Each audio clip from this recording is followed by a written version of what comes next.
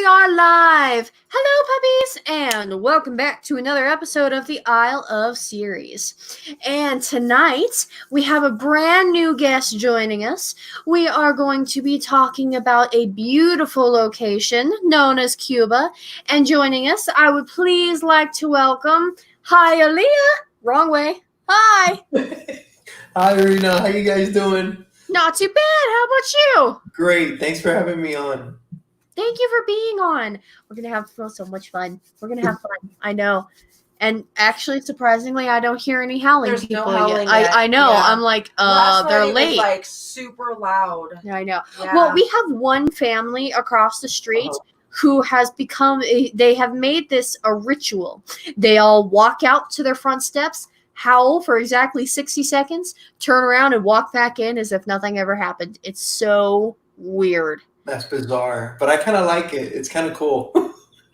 Well, and the whole city has been doing it, but there's, there they go. I don't know if you can hear it. Let me see if you guys can hear it. I can't hear it. Crazy.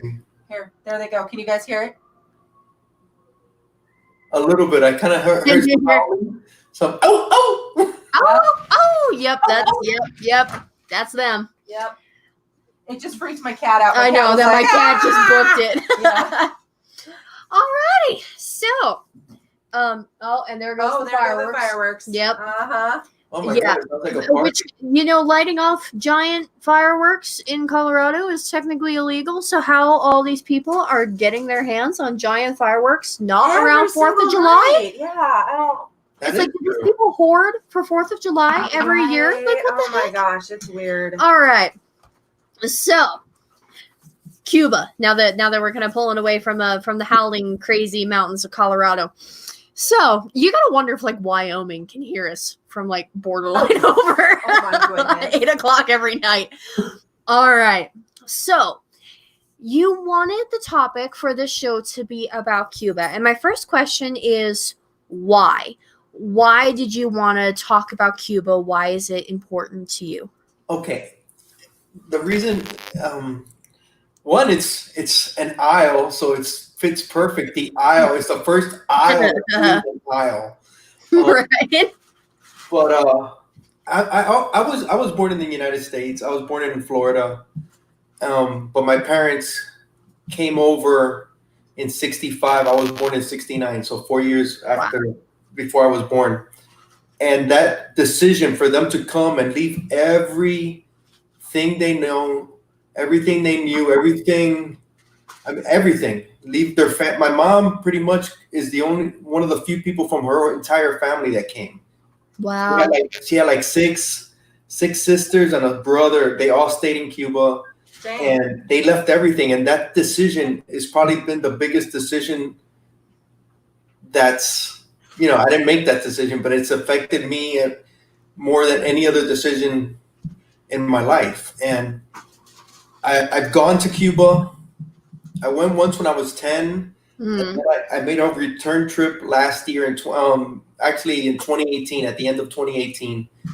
And it's one of the best decisions I've had, and it's changed the way I look at stuff, because I just go back to that week. I spent 9 days, and I just go back to those 9 days that I spent when something's going tough here, and I just think of them, of their life, and it's affected me. We'll get into those 9 days, but when I came back, pretty much my wife and one of my daughters, my daughters were here when I came home, and I was in the house maybe 3 feet. I just walked in, and they asked me a question, and I had to go to the room because I was just bawling. Oh. Bawling, crying. And my wife kept saying that I had like post-traumatic stress disorder.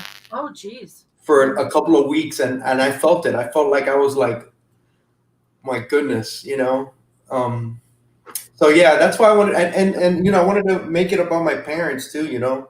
They totally sacrificed so much. I don't know if I would have been able to make that kind of sacrifice. But then you think of everybody else that does that sacrifice, and they're not coming from a good place, They just, everybody just wants to better themselves and their kids' futures. And thank God I wasn't born in Cuba, because if I would have been born in Cuba, I probably would not have been able to come over with, they wouldn't have been able to make that trip, Yeah. So it was a blessing. It was a blessing.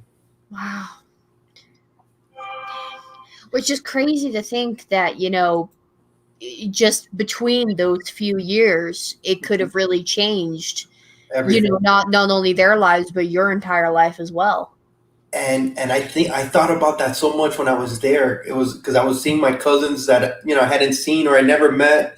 And I was like, how would I have been?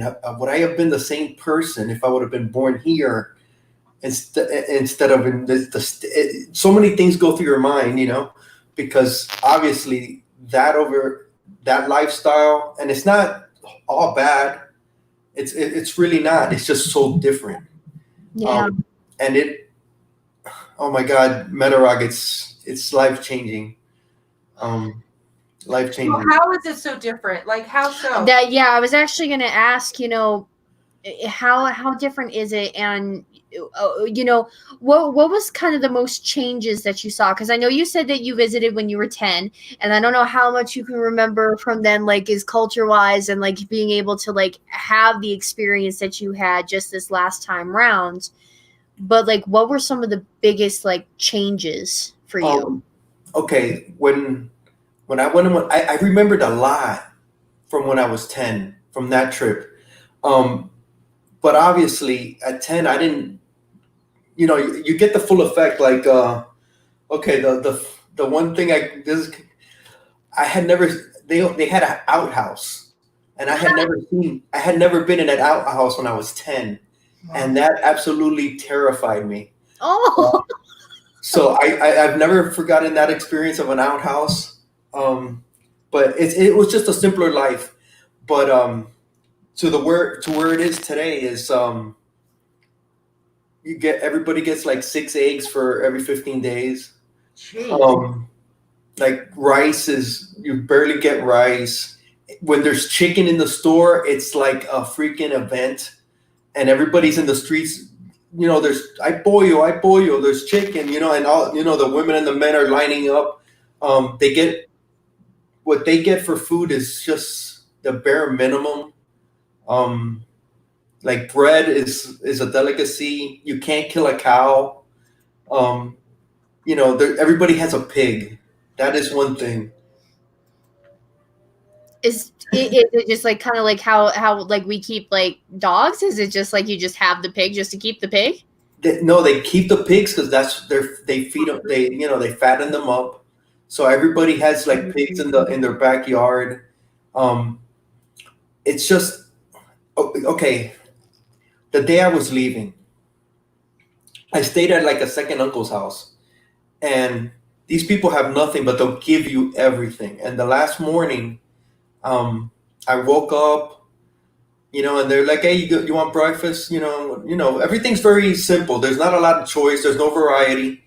And they made me an egg, and I'm eating the egg and some crackers. They had some crackers, and then I'm looking, and it's like, why aren't you guys eating? It didn't dawn on me, but that was their last egg. Oh God. And I was like, man, come on, and I don't eat a ton of food. I'm not a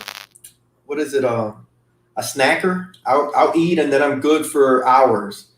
I don't need a lot, but it just hurt me because it was like, my God, you guys don't have anything, and you're giving me your last egg. And then I was trying to count what day it was in the month, and they still needed like another 10 days to get eggs again, Oh man. So it's just it's an incredible place, but there's still so much joy there. Those classic cars.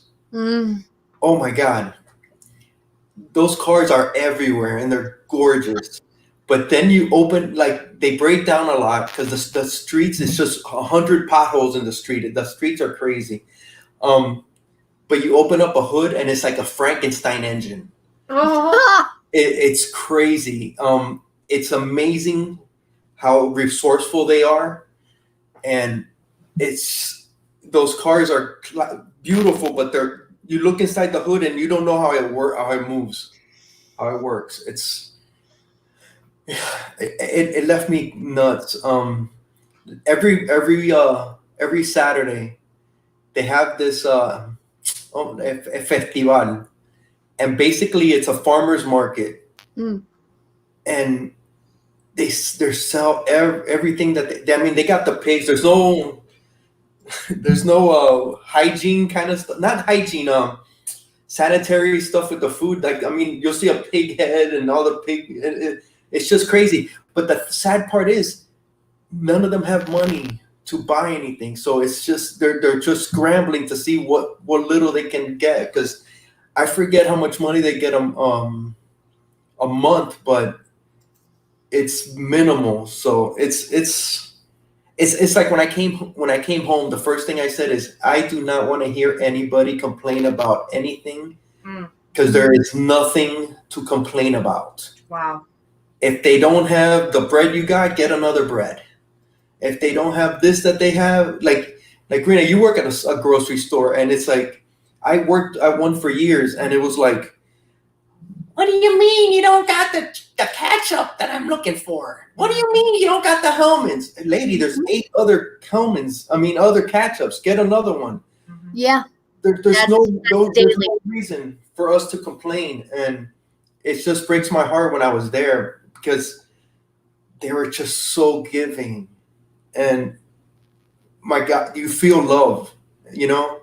And the thing is, over there, it's like, your cousin lives here. The next door is an uncle. The next door is, an aunt. So they're all together. Here, something happens and we don't, your cousins, my cousins, look, a perfect example. My cousin lives a mile away. I haven't seen him in like 4 months. Oh, wow. Wow. It's just because life is it's just different here. Everybody there is just so simple, man. But they're all hustlers. They all have a hustle. I see. Because if they wouldn't survive. Oh gosh. It's just crazy. They're streets. All of them are street smart. It's just a whole, and the country is gorgeous. Gorgeous. Just beautiful. If it ever opens up, it's just gorgeous, man. It's like untouched. I went to, what's a story I wanted to share? I had spent like 3 days already, right? And then me and my aunt, I went over with like a group of 9, we kind of split up, but I stayed with my aunt. And we went to a resort, okay? The resort was on, oh my God, Wada, oh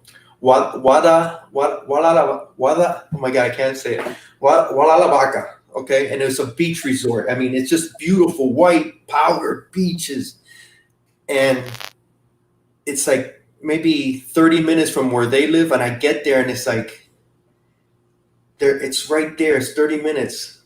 Wow. Look at all this food here. Look at this place. And they can't come because they can't go to those places. It's only tourists. And I was at the hotel and I was just looking out to the pool and I just started crying. I cried a lot that week because it was like all these, they don't got nothing, right? 30 minutes away. And here it's, I just go on, man. I wanted to talk about this for so long, Big man. Hialeah Beach, I'm told, is amazing. Yeah, I got to go there. But I just cried too because I got pissed because it was all Europeans and Americans. Well, not so many Americans. It was Canadians, and I'm not hating on them, but it's just so sad that these people can't even come. So what we did, you could buy like a pass, and they could come for the day, but they couldn't sleep over. Wow. Okay.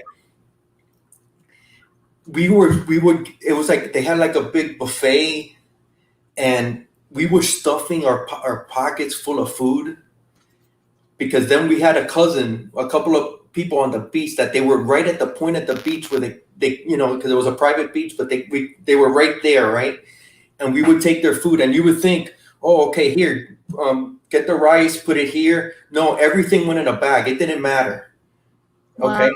It was like a slop of food, hamburgers. We were just throwing food in there because they don't get that stuff. And it's just you don't know how blessed we are, man. We are so blessed. My God. Okay, question. Well, let's break for fire facts. Yeah. And yeah. I didn't mean to be a downer. But it's just No. This is actually really, really good. interesting. It changed my life, man. It really did, and I'm so happy I went because I felt so much love. It's crazy. Yeah. All right, now I'm nervous. All right. So, welcome to BBA 99's Fire Facts. Fact number 1, Cuba is home to the smallest bird called the bee hummingbird. Number 2, Pink Floyd is Hialeah's favorite band. Number 3, Hialeah's favorite football team is the Raiders. And number 4, Hialeah loves mayonnaise. Mayonnaise. I love mayonnaise. So nasty. All right, so I'm gonna go book a plane ticket to Cuba. I'll be right back. I love mayonnaise. My wife hates mayonnaise, and pretty much everybody else hates mayonnaise. I despise mayonnaise. I despise it. Oh. Man, a mayonnaise sandwich, just splatter some mayonnaise on some bread in the morning. Bro, that is heaven. And I told you what my favorite fruit is. It's avocado. A perfect sandwich is a Cuban bread, mayonnaise, and avocado, and then you just squish it. It's the best, man. I might try it just because I love. Well, see, Tommy. You're actually going to make me gag. I'm sorry. I cannot stand the smell of mayo alone. I love it, man. It makes my wife barf, but it's like when I do the sandwich, I go to her, hey, you want a piece of my mayo sandwich? And she says like, yeah. Yep. I agree. Yep. Here's a question for you. What? What is Cuban bread? Oh my God! It's a long loaf, and it's real. It has a lot of it's doughy in the middle, and it's just it's amazing for a Cuban sandwich. Of course, a steak sandwich, a Cuban steak sandwich. Woo, good stuff, man. It's just amazing. It's just the perfect bread. Wow. It's we made with. We might need to make an investment. Not in mayonnaise. I don't know. It's not in the mayonnaise in the bread. Hey, but the authentic Cuban bread is made with lard. Oh, numb. Oh. Well, no, you know what, Tommy? I'd rather do Miracle Whip. Sorry. Nah, mayonnaise. I like the Hellmann's. Hellmann's. Okay, so you had actually started to get into some stories, but I did want to ask you, what were some of your favorite moments while visiting? Like, what sticks out the most? I got to really. I stayed in like a second uncle's house. His name is Milo, and I don't remember ever meeting him. I was too young, but me and him connected. Like, I love that man, and we only spent 9 days, and we still talk every once in a while. But he sends messages, through my aunt, and I just fell in love with that man, and we just clicked. Mm-hmm. And that's, I think, the best thing that I got away from it. Besides meeting everybody, but I just fell in love with him, and I just pray that I get to see him again. Yeah. You know what's an interesting story? Okay, I don't know how interesting this is, but I'm gonna say it. Okay, my grandfather was amazing, right? So I found out later, my uncle passed, but he had a whole second family that I never knew about. Wow. Right? And they were older than my parents and my uncles and cousins. And then I was told that they had all passed away. They were, because they were older. So me and Lilo are walking one day in the street, right? We were going to the festival to go pick up stuff, and he goes, "Come here, I want you to meet this guy." And there's an old man, and when I look at him, it's the splitting image of my grandfather. And it was actually his son. that I was told that there was none of them still left. And it was like I was looking at my grandfather, and I got so emotional. I break down a lot anyway. But this time I hadn't cried like that. I was like, you know, it was just crazy. That I got to meet him and I spent a little time with him, but it has to be Lilo, man. I love that man. I just connected with, you know, when you connect with somebody and it's like, oh my God. And it was instant. You know, I just felt comfortable with him. And when we just talked, and you would think I didn't want to talk about stuff here because they all want to know about stuff that's going on here and how is it here. And I almost felt guilty telling them, right? Because they had a cake, right? But the cake barely had sugar. It didn't taste like cake. It was just like, it tasted like cardboard, you know. To them, it's like, oh my God, the cake is good. The cake is good. And I'm thinking to myself, my God, if you only knew what a cake, you know, of a cake, and but they all wanted to know, how is it here? How is it different? You know, I felt bad saying it because it's like, my God, I'm telling them about something they can't have. It's like, you know, I felt guilty about it, but they just want to know everything that's going on because they don't get all the info. They don't get, you know, they don't get anything there. It's just a whole different. It's almost like a time that land forgot, that the island that time forgot almost. Wow. It's so crazy. That's insane. What do you think? I mean, it makes It does. Yeah. I'm grateful. sitting here like I can't even. Well, yeah. I mean, because we're lucky and we have. We're blessed. Yeah. Yeah. So you think about having and not having. You want to hear something crazy? Yes. They have everybody there is almost everybody there is a doctor because their education is actually excellent, but there's no supplies. You know, they had to share they share IV bags. They don't have the needles for everybody to put in an IV. You know, there's nothing in the hospitals. They're oh my God, one of the ladies that we went to got a toothache while we were there. I was like, she's going where? To the dentist here? You know, because they don't have all the, you know, Novocaine. They don't have everything. I was terrified. I go, oh my goodness, if I get a toothache here, I'm gonna die. Oh, man. But they do it. It's a whole different, they're a lot stronger than, I'm not saying stronger. They like they have the patience and the endurance to deal with, you know, like without pain numbers. But they're not spoiled Americans. It's not all about being spoiled. They're just tougher. You know, I imagine a lot of countries are like that. You know, things that we get like, it's natural for them. You know, we're all going to, you know, it's okay to go to the dentist and feel pain. It's not all going to be always, you know, rosy. Give me another shot so I don't feel it, you know. They kind of, what's up, Fatal J? And it's just a whole different mentality, you know. It's just different. We're blessed. I don't want to say we're spoiled. I just want to say we are blessed in the States. It's the greatest country ever.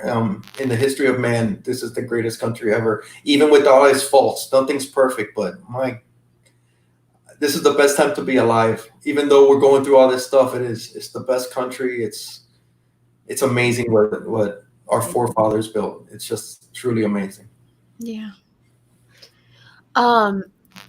I heard you mention earlier that you did want to actually talk about like the 9 days and like what happened over your course of the 9 days. And you've given some sprinkle stories here and there, but did you want to go through like the timeline of what happened A to B? It was just every day was emotional, you know. I had to take a bath with a bucket because they didn't have the shower, you know. They didn't have all the running water. It was just a trickle. To flush the toilet, you had to flush it with water. You know, you had to get a bucket of water and pour it down. What's up, John? Pour it down after you go to push all of it down. It wasn't, you didn't just hit the little lever, and you know, mosquitoes everywhere. Mosquitoes everywhere. But it was just so, every day was emotional, because there is stuff there, but they don't have the money. They don't have the money. They don't have the work. They don't have the jobs. And then it's crazy money what they got to pay if they do want it. And then it's all about the tourist. The tourist, if they know you're a tourist, they could tell from your teeth, because the teeth are usually real, better than theirs, and the color. Everybody there is tanned, because it is an island in the middle of the Caribbean, and they just know. And then when they know you're a tourist, you're called a Yuma, and basically a Yuma is a daddy warbucks, and then it's like they're trying to see how they're gonna get to spend money there. It's a hard life there, man. It's a beautiful life, but it's so hard. It wasn't all the stuff that happened. It was just the amount of stuff, and the amount of stuff that you see, that it just wears you down. The one story, when I was leaving, you go through this checkout at the airport, and the guy, I'm not thinking anything. I left everything that I took except for my briefcase. The only thing, not my briefcase, my suitcase. That's the only thing. It was completely empty. Everything I left. I came in. I looked like I was, but the guy starts looking at me and he goes, "Where did you stay?" Right? And I said to him, I stayed at my aunt's house, or my uncle's house. And the guy, he keeps looking, and he looks and he goes, "What you did is wrong." And I was like, "Oh my God." And I go, "What do you mean it's wrong?" And he goes, "This visa is to stay in a hotel. You didn't get a visa to stay at a relative's house." And then he's looking at me and then not saying anything. And I'm like, oh my goodness. I had no money left, because I left I gave him all whatever I had left. My wallet was empty. And I'm thinking, this guy wants to shake me down. And I took a dump, because you cannot say anything back. You can't even talk back. You can't question. You can't, and I'm like, and I went into apologize mode. Oh man, lo siento mucho. I'm so sorry. I didn't know. And I didn't know. But even if I did know, they changed the rules on you to try to get you. You understand? So for about 10 minutes, I was pretty terrified that something, I just want to get through this door right here to my right, to my right. And I'll be okay, because I just go straight to the plane. But that went on for a little while, and finally he was okay, and he sent me through. But I was just sweating, because I was so scared. Why did he stop you? Because I answered that question.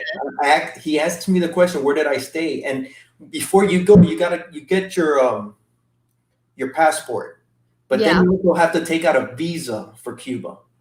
And in the visa, I guess I went with my aunt. She told me what to get. We didn't think anything of it. But it's either you stay at a hotel like a tourist, but you cannot stay with that visa at somebody's house.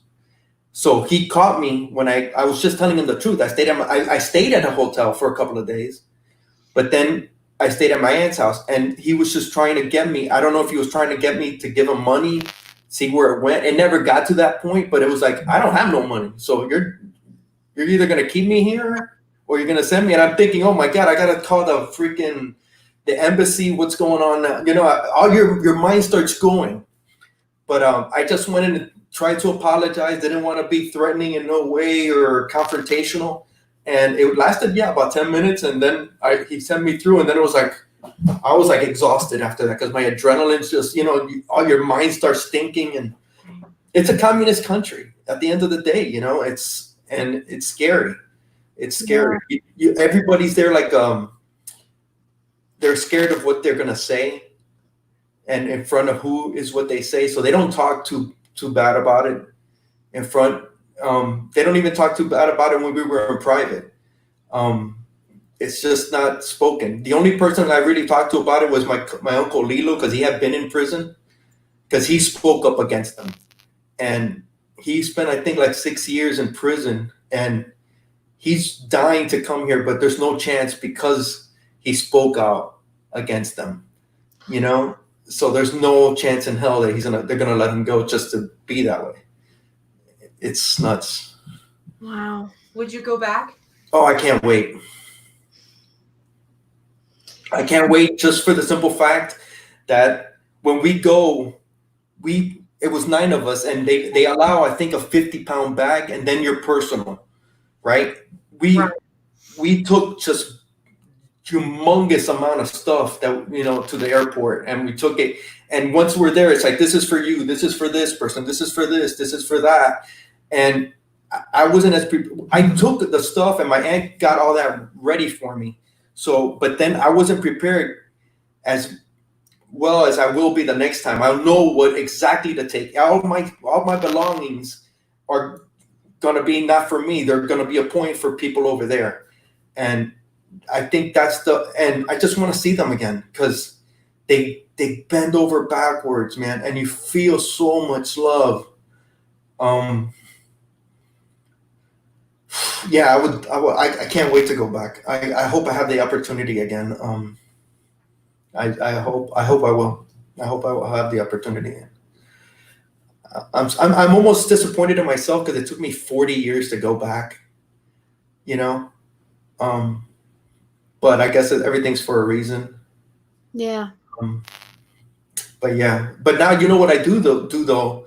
Whenever somebody's going back to visit, I always put, hey, take this, and I $30, $30 is for this person. I give them money and I divide it. This is for this person, because that's how they live over there. It's getting the money, from over here. And yeah, you're saying you're supporting the communists, but you're not. You're supporting those people that don't have anything. It's crazy. You're I'm sorry. I'm just speechless. It's you wouldn't even think about something like this, and and just how different it is over there, and how just from just packing your stuff, and I mean it does make sense that you would have your suitcase for them, yeah, for tourists who are just going there to see the sights.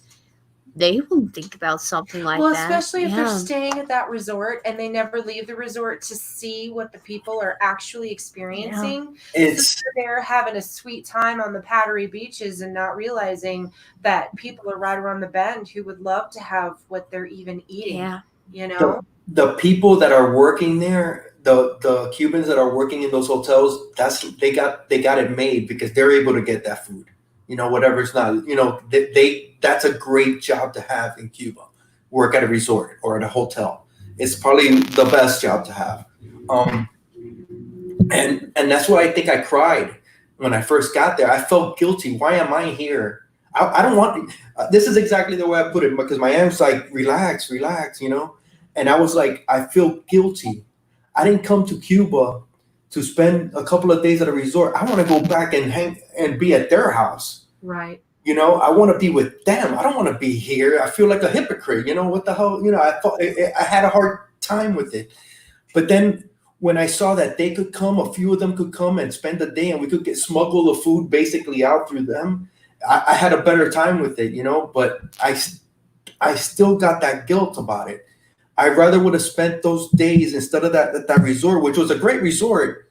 I rather would have spent it with them in their house, living with them, the way they do. And believe me, I didn't live the way they do because I had money. Okay. I had money while I was there. I didn't pass the hard time. There's food if you want. You're just gonna, you're gonna pay for it if you got the money. It's not crazy amount of money. For us, it's practically nothing. Yeah. I had more than enough money, and it's just for them. They don't have any way to get money. So it's really, you're damned if you do and you're damned if you don't kind of thing, Yeah. And what you're saying about the tourists that were there, it was like, yeah, they don't get to see what's really going on because they don't leave the resort. But then a sad part about it, you would see all these old guys with all these young Cuban girls, and it was sick, you know. But those girls have to hustle, and you can't blame them because they got no choice. Yeah. I'm sorry to be so dark. This is kind of No. like Ohio, Cuba. I didn't mean it that way, but I just wanted to talk about the stuff there because people really don't talk about it, and I just want to bring up the point that we are blessed. We are. Yeah. Very much so. Yeah. And I can never imagine what my parents did, but I couldn't thank them enough. I could never repay them.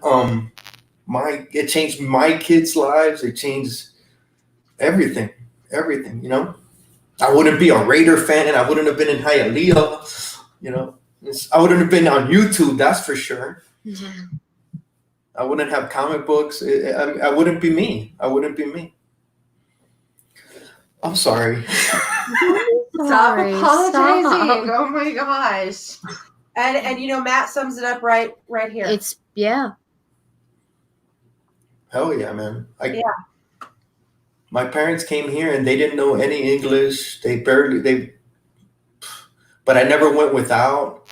I never wanted anything. You know, my parents we always had enough. Even though I had to eat mayonnaise sandwiches, so sometimes we would have the ham. Honestly, I would like to have had ham with my mayonnaise sandwich, but sometimes we didn't have ham or something to go with the mayonnaise. So you did what you did, you know, with what you got. And sometimes mayonnaise was the only thing that you had. Yeah. If you haven't seen that part of the show, go back and you understand about the mayonnaise. Yeah, if anybody's just joining now, the mayonnaise was a separate conversation. But that explains why Yeah. I like mayonnaise Yeah. so much. So Yeah. yeah, that definitely puts things into perspective. Okay, we've gone a little over. I don't know if you want. That's okay. Yeah. It was more Jeez. than worth it. Um, So how would you like to wrap it up, my love? I'm not sure. You left me speechless. Like I was like thinking I was totally ready coming into this tonight, and I'm No. like, I was not ready for some of the stories that you shared because it is awe-inspiring and No, I choked up a couple of groundbreaking. times. I know. Yes, I know. It grounds you. Not as quiet. I'm usually really loud and obnoxious, and tonight I've been really quiet because I've just been listening. absorbing. Yeah. Yes. I got so happy when you asked me, and when you asked me, you saw how fast I responded, right? Because it's Yeah. something I've been wanting to talk about, and I don't really get to talk about it a lot. So I was overjoyed, and then I was thinking, okay, but it's not all good. What I'm going to say, it's not, it's not all hunky dory and peachy keen. It affected me, and it still affected me. I live a real simple life. You don't need a lot. You really don't need a lot to live. Of course, I love my comics, and God bless. It's my one hobby. But my life is real simple. You really don't need a lot to get along. And I think this whole pandemic is kind of showing people that there's a lot of stuff that we really don't need. Yeah. I mean, I haven't got a haircut in 3 months. My hair is fine. Okay. I haven't bought clothes in the longest because I just use what I need. It's showing us, I think, that to slow down, maybe. To slow down. And I've heard from a lot of people, from work, because I'll have some of those people who come in, they're like, yeah, I have nothing going on. They're like, I didn't think that I would have all this time on my hands, and just like all this stuff. And it's been making them think. And then I have other people who come in and they say that, oh, I'm so busy. I don't have time for anything. I'm like, everything's closed. Like, what are you talking about? It's been weird. It's like, why are you there's nothing to complete. Okay, you don't got time. We have time. It depends on how you use it. I wish I used time a little bit better. Honest to God, I think that's one of the things I think about. But then it's like, I'm doing exactly what I want to do. Yeah. I'm taking care of my responsibilities. I'm doing exactly what I want to do. It's like, oh, I should have done, everybody looks back. I should have done this. I should have done that. But at that moment, you didn't want to do it, and it's always rose-colored glasses, I guess. That's the same. These are the good old times. Even though we're in this, we're going to be talking about this for years to come. Oh my God, you remember 2020? Right. Oh my goodness. You know what? Yeah, it sucks, but it could be so much worse. For me personally, it hasn't sucked. I mean, I work so much, 6 days a week. Yeah. And because of this, I'm working half as much and I get to see you so much more. It's true, because this has actually kind of been a blessing in disguise great for our us, family, yes. at least. And I know that's not the case for a lot of people. Not the case for everybody. But because I work basically opposite schedule from both of my parents. Okay. They both work morning to afternoon, and most days I work afternoon to evening. Mm-hmm. So I would go days on end without seeing Mom.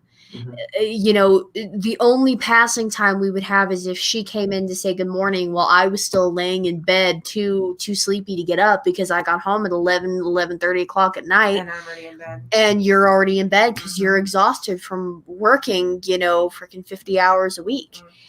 And then we would, so that's why I would cherish the one day we all got off together, because I wouldn't get to see her. And I have picked up a lot more hours. Usually I'm only sitting between 25, to 33 hours a week. And now I'm all the way up to 38, 39 hours. I'm basically working full time. Yeah. I'm almost full time. Yeah. But I still have that similar schedule to where I'm working evenings. Or I work early in the morning because I've bumped up in seniority since this whole thing has started. And I actually get to see her every day now, which is weird from the last, really 2 nice, years. It's yeah. really nice. Yeah. I think that's the best part of this whole pandemic. We're with our families more than we've been accustomed to in probably forever. Yeah. I spent the last 3 days with my daughter, and it's like, she lives with her mom. Love you too, bro. She lives with her mom, but she came here, and she comes like 3 or 4 days in a row, and it's just. I told her the other day. I looked at her and I go, I love when you're here. I do, and we spend time. She's doing her homework and all that stuff, but we're spending time because there's nowhere to go. So we're together, and it's nice, man. It's made. It's like almost everybody says put on the brakes, right? Yes. Yeah. It's nice. It's nice, but I wanted to get back to normal. But I just hope people aren't into too much of a rush to get back into the rat race. Absolutely. To cherish the time that whatever time that you've had to be at home, and because a lot of people are calling this a homecation, a home vacation. Cherish the time that you've had, and then when it all goes back to normal, we just try and look at it as something positive rather than something negative. Well, and hopefully we walk away from this having more experience. Yeah. Simple like Simon, how much people are wackadoos. He's been doing a documentary on the pandemic in Australia. Yeah. And he had a segment where he said that he really feels that people will hopefully walk away from this better. And I really hope that we do as well, to be more grateful that you can't just walk into a grocery store and get whatever you want whenever you want it, and to be more respectful about people and what they may people's need. Respect is but you always tarnished. hope, love. I always hope. But anyway. Okay, anyway, sorry. Oh my gosh. It's easy to get into it, right? Yeah. It is. Yes. Thank you, everybody, for coming. And I Hialeah, I don't know if you've been watching the chat, but there's been a lot of members in the community who have been sharing some of their stories as well, because I know Metarog, and I am blanking on the two other names that I saw go by, but there's a lot of other people who know exactly what you were talking about. So this was a great show, man. Thank you so much for hopping on and sharing your stories. Thank you. I hope it wasn't too much of a down, because it's really not. It's just be grateful. The thing I want to take away with is be grateful for everything we have. Yeah. Yes. We are blessed. We are so blessed. We are. Yeah. and a lot of people gave up a lot to give us these blessings. You know, we gotta give thanks. Thanks, Simon. Thank you for having me. This was awesome. I'm so happy. Thank you for sharing. I wanted to unload a little bit, so. We're your ranting platform. No, but you know what? We learned a lot, and We did. I was moved to tears a couple of times. So thank you for sharing that with us. I was scared I was gonna, break down and cry. That's actually the only thing I was nervous about coming on. I go, oh my God, I hope I don't break down and cry. Not that I love to cry, but it was like, hopefully I could, keep it together. Yeah. What's up? Hi. All right. Thank you all so much. And Hialeah, thank you so much for sharing your stories. Thank you to everyone who's been commenting and who's been involved in the chat. And as always, we will see you all later.